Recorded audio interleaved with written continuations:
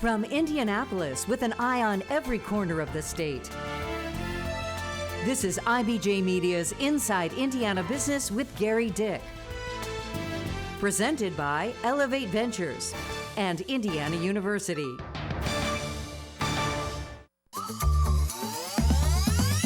Eli Lilly busted a big move in Boone County.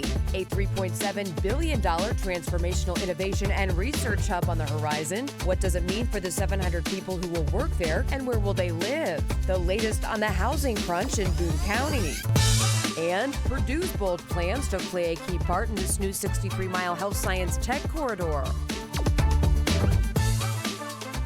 Hello and welcome to Inside Indiana Business. I'm Gerry Dick, coming to you this week from Lebanon, the county seat of Boone County, a community of about 15,000 residents located about midway between Indianapolis and Lafayette. But increasingly, this is becoming a center of growth. And this week, a blockbuster announcement has the potential to transform Lebanon and this area from bedroom community to boomtown. This is the largest manufacturing investment at a single location in Lilly's 147-year history.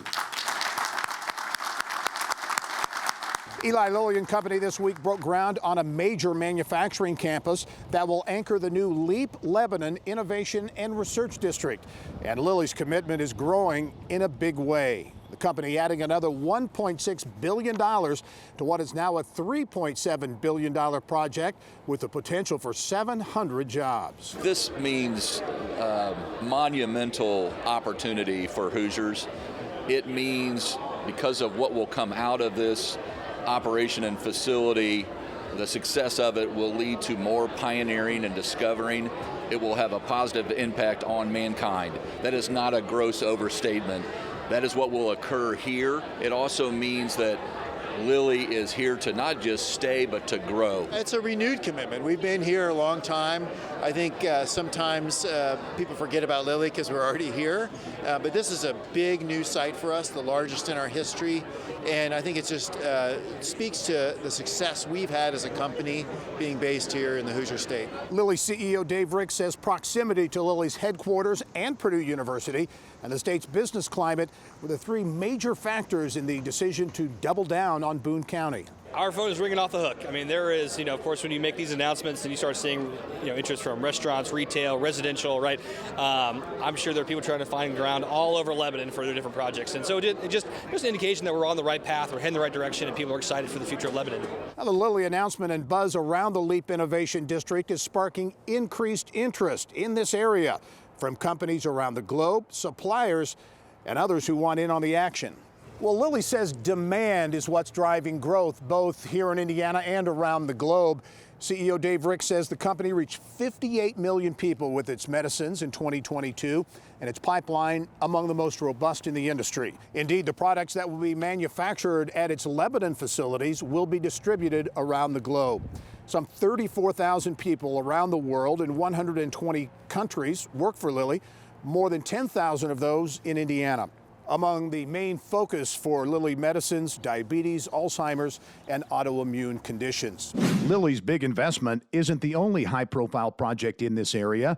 United Kingdom-based McLaren Racing plans to invest more than $25 million to build a new IndyCar workshop and training center in Whitestown, creating up to 175 jobs by the end of 2025. Also in Whitestown, a $20 million aquatic facility, the first phase of turning 135 acres of a former junkyard into a splashy mixed-use development to include a field house, hotel, apartments, offices, and commercial space. And Boone County is also a burgeoning logistics and supply chain hub. Since 2017, some 100 companies have added 26.2 million square feet of new and renewed space in Boone County. And of course, this county home to a massive Amazon facility the size of 28 football fields that employs thousands.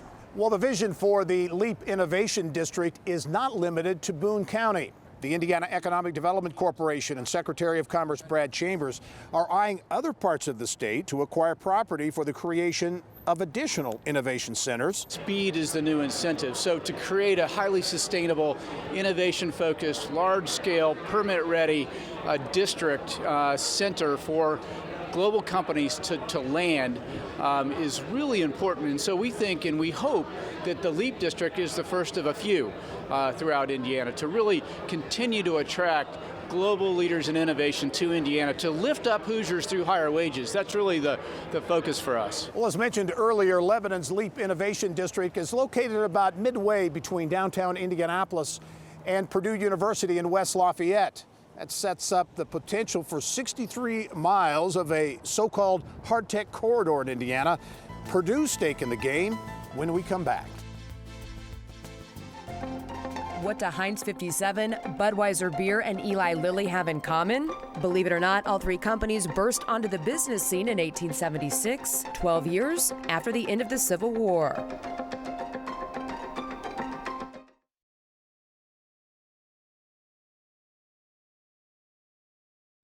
You are looking at some of the more than 9,000 acres of Boone County farmland that make up the LEAP Lebanon Innovation District.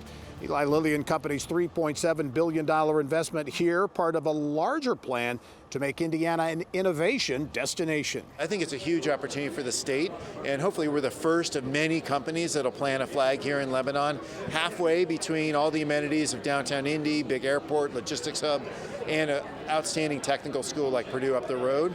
It's a perfect setup for a cluster of manufacturing for high-tech products. And indeed, Purdue University is making no secret of its intent to be a major driver, a major player in moving this LEAP Innovation District forward. I recently spoke with Purdue President Mung Chiang on our Business and Beyond podcast about the university's role in bookending a potential high-tech corridor from downtown Indy through Lebanon to West Lafayette. So now you've got a whole straight line of 63 miles or so, and we call this the hard tech corridor, because this is where the virtual and the physical meet, and the atoms and the bytes meet. And hard tech means semiconductors and microelectronics. Hard tech means ag tech and biopharma manufacturing. Hard tech means transportation, aerospace, logistics. Well, with more now on how Purdue plays into the future of the Lilly LEAP Innovation District, let's go to Kylie Valletta, who's standing by at Lilly's corporate headquarters in downtown Indianapolis. Kylie. Thanks, Gary. Lilly has called this location here on the south side of downtown Indy its home for more than 100 years. Well, Lilly's footprint in Indiana is growing bigger than ever when the new manufacturing site at the LEAP Innovation District opens. The new mega site will be just a 28-minute drive from Purdue University, as you just heard President Mung Chiang talk about his vision for a hard tech corridor between Purdue and Indy. And that's a very exciting scenario for Purdue's Discovery Park, the group that's responsible for creating fertile ground for startups. Purdue Research Foundation President Brian Edelman says LEAP could be a magnet, especially for companies that are less than $150 million valuation, likely post-Series A. The rising tides raise all ships. And if we had a live, filled LEAP campus with a lot of different hard tech, imagine you've got biotech, you might have semiconductors, you could have a lot of things going on with hypersonics. All of those create a test opportunity for startups to test their use case, to refine their use case. And looking at the hard tech corridor on a map, the connection between Purdue and LEAP is a golden opportunity to move people. Imagine a autonomous fleet of transports that are dropping off students, dropping off researchers, and returning them up to Purdue in that, about a 30-minute ride. It's like it's on campus, right? So the access to whether it's the Lilly campus or whatever may be going into LEAP, it is a corridor. It's connected. I just think it's going to be a phenomenal opportunity for the companies that decide to go there, and opportunities for students and research. It can really make Indiana stand apart. Based on research already taking place at Purdue, Edelman says the idea of an autonomous bus is not science fiction. With LiDAR and radar that's used today to support AI for self-driving vehicles, Edelman says State Road 52, which basically runs parallel to 65, is already set up in a pretty great way to support autonomous bus technology. Gary, back to you. All right, Kylie, thank you. Well, as mentioned earlier, Lilly expects some 700 people to be earning paychecks once the manufacturing facilities are up and running here in Lebanon, and that could put some pressure on housing. We'll have that story when we continue.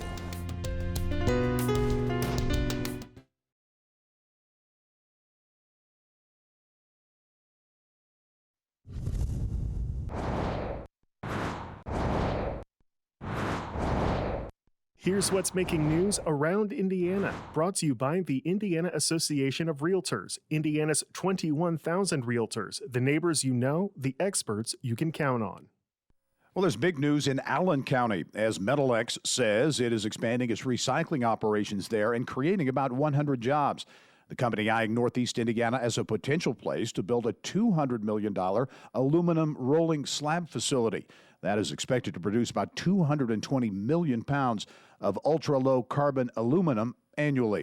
A new report from BioCrossroads shows the state's life sciences sector accessed more than $6.8 billion in capital investment in 2022. The state's life sciences initiative says the investment will directly result in the creation of about 3,000 new jobs. BioCrossroads says the total market cap value for Indiana life sciences sector grew by about 20%. And tourism bouncing back in Southeast Indiana. Visitor spending hit $414 million on lodging, food and beverage, entertainment, and shopping in Clark and Floyd counties in 2021. That's a 21% increase from the previous year. SOIN Tourism says the increase in visitor spending, as well as job growth for the tourism industry, means the sector not only rebounded following months of COVID shutdowns, but is growing. Well, with business growth and interest in doing business in Boone County and this region on the rise, so too is demand for housing. We're seeing more projects in this area. Case in point, just this week in the planning stages, a 260-acre residential project that includes single-family homes, townhomes, apartments, and retail space in nearby Zionsville. For more on the housing situation as it relates to growth, let's send it over now to Mary Rachel Redmond, who has more. Well, Gary, there's no doubt the demand for housing will be a major issue with this new LEAP district coming, especially when you consider Boone County is already booming. Population here is up nearly 30% since 2010, making it the second fastest growing county in Indiana. But with all this growth, again, comes a major demand for housing, more specifically affordable and workforce housing, something builders and developers still haven't been able to successfully tackle in Boone County. We're already severely deficient in terms of the available inventory, both in Boone County and Western Hamilton County and Northwestern Marion County. This is not something that's going to allow the inventory of houses available to get better anytime soon. So you're going to have a surge of developers and builders, and you're going to see an increased demand for an awful lot of new residential spaces in all of those three areas. But the housing problem also presents big-time opportunity, something Steve Hankey of Hankey Development Group is already taking advantage of with his latest master planned community, Waterford in Lebanon. We were fortunate to acquire 3 or 4 years ago almost 2,000 acres. And 2,000 acres allows us to almost do a city within a city. We'll be doing an 18-hole championship course, probably another 18-hole executive course there on the 2,000 acres. There'll be commercial, there'll be all types of residential of all different sizes, shapes. So we have frontage, 1.5 mile frontage on 65. We have a mile of frontage on 146th Street, so it's a perfect location between Lebanon and Whitestown. We knew that Lebanon was the next up-and-coming place. It's on 65. It's the closest area, to Indianapolis Airport. People said we were crazy looking at Lebanon, but when you look back in the 50s and 60s, no one moved to Carmel. It was all north central. It had to be north central. And then Carmel grew, and then it was like nobody was going to Fishers. And then in the 80s and 90s, everybody went to Fishers. And look what happened there. Now it's 100,000 people. Same thing was with Westfield. In the 80s, 90s, it wasn't until after 2000, basically, that Westfield then took off, and we did Bridgewater Club, and we did Grand Park Village, and now Westfield's just booming and thriving. Lebanon is the next place. One other thing to note, due to the scarcity of supply, rents and home prices here have gone up, making Boone County one of the most expensive places to live in the state of Indiana. Gary? All right, Mary Rachel, thank you. Well, certainly another issue with this project, a project of this size, really any big project, is talent, finding the workforce that is needed.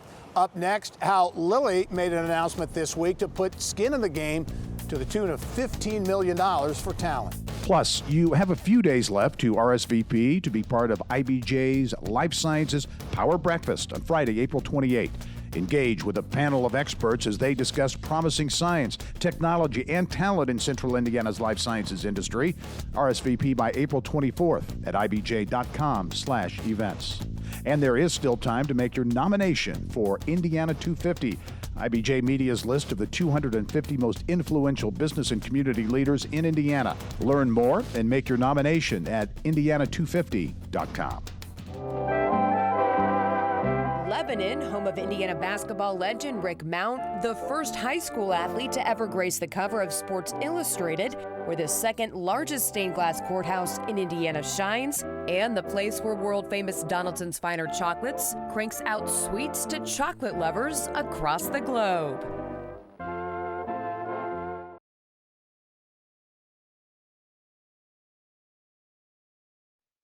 As Ivy Tech is excited to expand on the collaboration with Eli Lilly and Company, announcing the Lilly Scholars at Ivy Tech program. The need to fuel a talent pipeline for Lilly's manufacturing operation in Boone County is real, and the driving force behind a 5-year, $15 million investment announced this week to fund scholarships at Ivy Tech for first-generation and socioeconomically challenged students who pursue careers in quality assurance and pharmaceutical manufacturing. Lilly Scholars will also have access to a new Lilly Smart Manufacturing Lab as they pursue their education and training. Well, certainly manufacturing has been Indiana's bread and butter industry for many decades now. It still is, but cranking out life-saving drugs, cars, and so many other products has put Hoosier workers at a crossroads where embracing high tech is now the name of the game in manufacturing. Fortune favors the bold, and LEAP is a bold investment in Indiana's future. Indiana, the crossroads of America, home to the highest concentration of manufacturing jobs in the nation. Now with the pedal to the metal, laser focused on positioning itself as a leader in the new high-tech manufacturing economy, taking a giant leap forward with Eli Lilly and Company's $3.7 billion investment in the LEAP Innovation and Research District in Lebanon. Health science, big business in Indiana, the state leading the nation in pharmaceutical exports. Also home to the orthopedics capital of the world in Warsaw, where Zimmer Biomet might play a role in that next new hip. Cook Medical in Bloomington, a global leader in making devices that make surgeries less invasive. It's not just health science driving the state's economy. Hoosiers will soon be cranking out semiconductors at Skywater Technology at Purdue's Discovery Park, and electric vehicle components at Stellantis in Kokomo. Indiana has always been at the center of automotive innovation.